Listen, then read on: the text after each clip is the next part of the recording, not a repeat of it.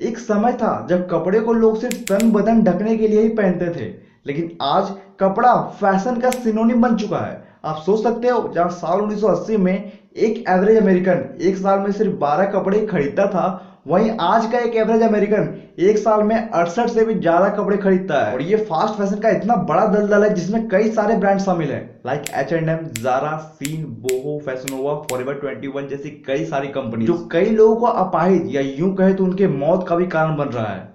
और इसका प्रभाव सिर्फ हम जैसे कंज्यूमर्स पर ही नहीं, बल्कि उन ब्रांड्स के अंदर काम करने वाले लेबर्स पर भी होता है। फिर चाहे वो चाइल्ड लेबर्स हो, या फिर वुमेन से रिलेटेड सेक्सुअल हरासमेंट हो, या फिर पर्यावरण के अंदर जो भी एनिमल जीव रहते हैं, या यूं कहे तो पूरे वातावरण को ये गंदे तरीके से पॉल्यूट कर रहे हैं। जानकारी के लिए बता दूं कि ये जो आप बड़े बड़े फैशन ब्रांड के चमचमाती शोरूम्स देखते हो, वहां जाके टी शर्ट और जींस खरीदते हो, वो टी शर्ट जींस ऐसे 10 साल के बच्चे ने बनाया है जिसको ना ही से वहां काम करने के लिए मजबूर किया जाता है, बल्कि जो लोएस्ट मिनिमम सैलरी होती है उसका भी आधा वेतन दे करके 12-12, 14-14 घंटे काम करवाया जाता है। और फिर उसी कपड़े को हम में से 60% कंज्यूमर्स अपने पहले ही साल में से 2-4 बार यूज करके फेंक देते हैं। आपको विश्वास नहीं होगा, एक जींस को बनाने में 7600 लीटर पानी और एक टी शर्ट को बनाने में 2720 लीटर पानी का खर्च आता है। ये एक टी शर्ट के पानी के बराबर तो कोई एक इंसान 3 साल तक पी के जीवित रह सकता है, बट स्टिल सिर्फ कुछ यूसेज करने के बाद ही हम उसे नदी में बहा देते हैं या फिर लैंडफिल में गाड़ देते हैं। लेकिन सिर्फ कंज्यूमर्स ही नहीं, ये जो बड़े बड़े मैन्युफैक्चरर के ब्रांड्स होते हैं, कई बार वो अपने कपड़े को खुद ही जला देते हैं जो कि नहीं बिके हुए होते हैं। और कपड़े को जलाने का सबसे बड़ा कारण है ताकि मार्केट में उनकी एक्सक्लूसिविटी बनी रहे, और कई बार वो टैक्स से भी बच जाए। तो काफी सारे डार्क सीक्रेट्स और शॉकिंग फैक्ट्स आपको पता चलने वाले हैं आज की dark side of fast fashion industry के बारे में। तो चलिए शुरू करते हैं। देखो, यूजुअली किसी भी एक नॉर्मल फैशन ब्रांड को अपने कपड़े डिजाइन करने से लेकर के मैन्युफैक्चर करने से लेकर के मार्केट में उतारने तक में, इस पूरे प्रोसेस में 1 साल से भी ऊपर का समय लग जाता है। लेकिन ये जितने भी फास्ट फैशन के ब्रांड्स हैं, ये सारा प्रोसेस 3 से 4 महीने के भीतर भीतर कंप्लीट कर लेते हैं। अब आपको लग रहा हो भैया ये तो पूरा धमाल मचा रहे हैं, सप्लाई चेन सिस्टम इनका कितना मजबूत है, कितने फास्ट फास्ट काम कर रहे हैं, तो इसमें दिक्कत क्या है? तो दिक्कत बहुत ही बड़े लेवल पे बहुत सारे हैं। चलिए सारे दिक्कत को हम इन 4 पॉइंट्स में कवर करने की कोशिश करते हैं। पहला, ये कपड़े आखिर बनते कैसे हैं, पूरी तो रॉ मटेरियल कैसी होती है। दूसरा, ये कपड़े आखिर कौन और किस हालात में बनाता है। तीसरा, ये कपड़े का यूज केस कैसा है मार्केट के अंदर। चौथा, ये कपड़े कैसे आपके मौत का कारण बन रहे हैं। और पांचवा बोनस पॉइंट होगा जो इस पूरे मैटर का सॉल्यूशन के बारे में मैंने बात किया है। अब जो कि ये कपड़े बनाते हैं फास्ट ट्रेंड को देखते हुए, तो इनको घंटा भी फर्क नहीं पड़ता कि इनके कपड़े में किस क्वालिटी का मटेरियल यूज किया जा रहा है। इवन ये जानते हैं कि आज ट्रेंड ऊपर है तो इसलिए हमारा कपड़ा भी ऊपर चल रहा है, ट्रेंड तुरंत खत्म हो जाएगा, कपड़ा तुरंत नीचे आ ही जाएगा। तो क्यों ना अपने कपड़े के अंदर लो क्वालिटी का मटेरियल यूज किया जाए, जिससे कपड़ा चीप भी हो जाएगा और अफोर्डेबल भी हो जाएगा, तो लोग जल्दी खरीदेंगे भी और जल्दी फेंकेंगे भी। पर सवाल है भैया कि आजकल के कस्टमर्स इतने डेस्परेट क्यों हुए जा रहे हैं फास्ट फैशन को लेकर के, क्यों उनको हर बार नया नया कपड़ा जल्दी जल्दी कपड़ा चाहिए होता है। तो इसका आंसर है जेनजी, जिनको सोशल मीडिया इन्फ्लुएंसर्स ने अपनी तरफ से पूरा बौखला के रखा है, पूरा अपनी लेवाइस लाइफ स्टाइल दिखाता है जो कि पूरी शो ऑफ की जिंदगी होती है। इससे क्या होता है कि कंपनी और जो इन्फ्लुएंसर्स होते हैं वो तो अच्छा पैसा कमा लेते हैं, लेकिन इनकी जो फैन फॉलोइंग होती है वो बुरे दलदल में फंस जाता है इस फास्ट फैशन के डार्क साइड के अंदर। आपको पता है जितने फास्ट फैशन के ब्रांड्स हैं उनके ना ही कोई फाउंडर्स और ना ही कोई टॉप लेवल का जो एम्प्लॉयज है वो कभी भी मीडिया कवरेज के अंदर दिखेगा आपको, ना ही वो कभी अपने एम्प्लॉयज कल्चर के बारे में बात करेंगे, ना ही फैक्ट्री ऑपरेशन के बारे में।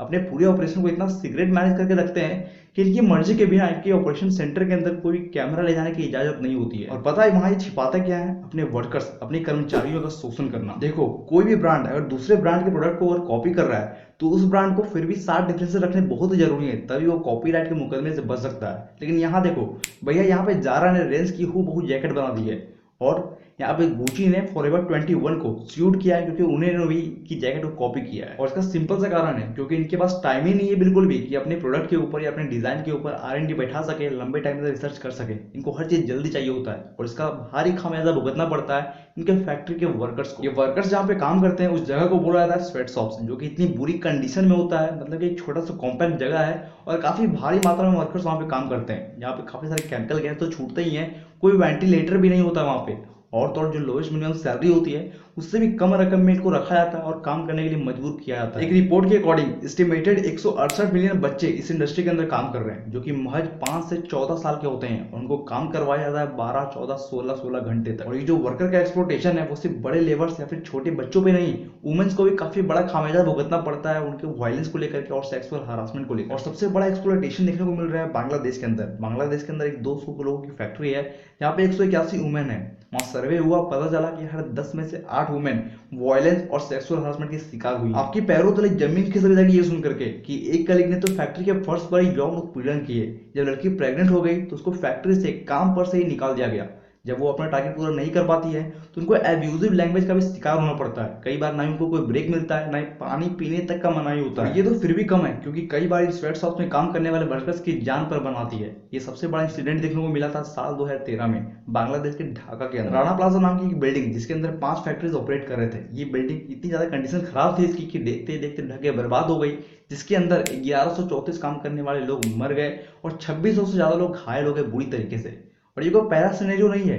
साल 2006 से 2012 तक पूरे बांग्लादेश के अंदर 500 से ज्यादा वर्कर्स ने इस इंडस्ट्री के अंदर अपनी जान गंवाई है। और अगर अभी भी आपको लगता है कि फास्ट फैशन आपके लिए बहुत ही ज्यादा जरूरी है तो आगे सुनो। शौक मत होना, लेकिन इस फैशन इंडस्ट्री के कपड़े लोग पहनते कम और फेंकते ज्यादा। इसका सबसे बड़ा कारण है बदलते फैशन की दुनिया और अफोर्डेबिलिटी। अगर कोई महंगा ड्रेस आपको इन सारे ब्रांड्स के ऊपर कहीं सस्ता पे सेल पे दिखा मिल जाएगा और कम रेट पे मिल रहा होगा तो आपके माइंड में ये ट्रिक करेगा कि भैया चलो यहाँ शॉपिंग कर लेते हैं और यहाँ हमारे पैसे बच जाएंगे। बल्कि उल्टा आप यहाँ पे खर्च कर रहे हो, लेकिन आपको माइंड की साइकोलॉजी में ट्रिक होता है कि यहाँ मैं शॉपिंग करता हूँ तो मैं अपना पैसा बचा लूंगा। यूएस, जो कि पूरी दुनिया का सबसे बड़ा गारमेंट का इंपोर्टर है, वहाँ करीब हर साल 16 मिलियन टन का टेक्सटाइल वेस्ट कर दिया जाता है। इमेजिन कर सकते हो कि जितनी देर मैंने आपको ये बात बोली तो पर सेकंड के हिसाब से कपड़ों के वेस्ट से लदा ट्रक लैंडफिल में फेंक दिया जाता है। गौर करना, मैं पर सेकंड की बात कर रहा हूँ। सिर्फ 1 केजी कॉटन को प्रोड्यूस करने में करीब 20,000 लीटर पानी का खर्च होता है। अब भैया कॉटन के कपड़े तो सिर्फ बड़े बड़े और लेगेसी ब्रांड से आपको दे सकते हैं, लेकिन ये जो फास्ट फैशन के ब्रांड्स है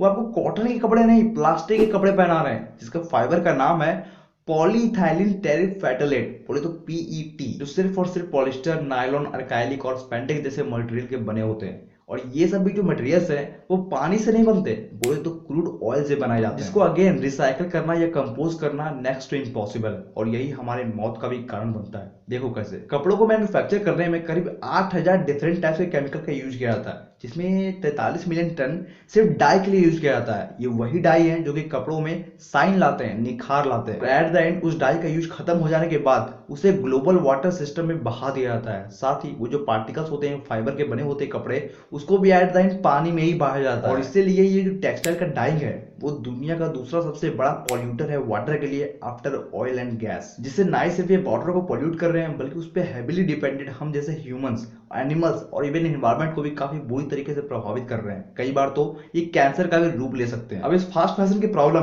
किस लेवल पे है आपको इसका अंदाजा लग गया होगा, पर सॉल्यूशन सिर्फ आप हो। कसम खा लो कि कपड़े तभी खरीदने हैं जब बहुत ही जरूरी हो, और जब भी खरीदो तो उस कपड़े का टैग चेक करो कि उस टैग के अंदर सस्टेनेबिलिटी मेंशन किया गया है कि नहीं, कि कपड़ा किस मटेरियल का यूज किया गया है ताकि वो लॉन्ग रन में टिक सके। और जब भी लगे कि ये कपड़ा आपके पहनने योग्य नहीं बचा है तो उसको थ्रो अवे करने से बेटर है कि उसको किसी को डोनेट कर दो। आज भैया आपके आजू बाजू कई लोग ऐसे मिल जाएंगे जिनको फैशन की दुनिया से तो दूर, उनको ढंग से 2 वक्त की रोटी या फिर पहनने के लिए कपड़े भी नसीब नहीं। जब आप ये स्टेप उठाना शुरू करोगे तो कंपनियां भी अपने मटेरियल को हाई क्वालिटी के यूज करेगी ताकि कपड़े लॉन्ग रन में सही में टिक सके। और आपकी सिर्फ एक छोटी सी कोशिश करोड़ों बच्चों की जिंदगी तबाह होने से बचा सकता है, वर्कर्स को उनके शोषण होने से बचा सकता है, वुमेन को उनके वायलेंस और सेक्सुअल हरासमेंट से उनको बचा सकता है, और एट द एंड हमारे पूरे इन्वायरमेंट को इको फ्रेंडली बनाने में कंट्रीब्यूट कर सकता है। तो शुरुआत अभी से करो, इस वीडियो को ज्यादा लोगों तक शेयर करो, और नहीं तो खुद से ही कुछ वीडियो बनाओ या फिर कोई आर्टिकल्स लिखो, अपने व्हाट्सएप स्टेटस पे शेयर करो, कुछ भी करो, लेकिन जागरूकता फैलाने की कोशिश करो कि कैसे फास्ट फैशन की इंडस्ट्री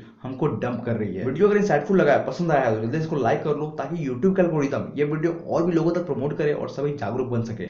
मिलते हैं दोस्तों इस तरह नेक्स्ट इंसाइटफुल पावरफुल वीडियो के साथ। तब तक के लिए आप सभी खुश रहिए, संतुष्ट रहिए, तंदुरुस्त रहिए। गुड बाय, जय हिंद।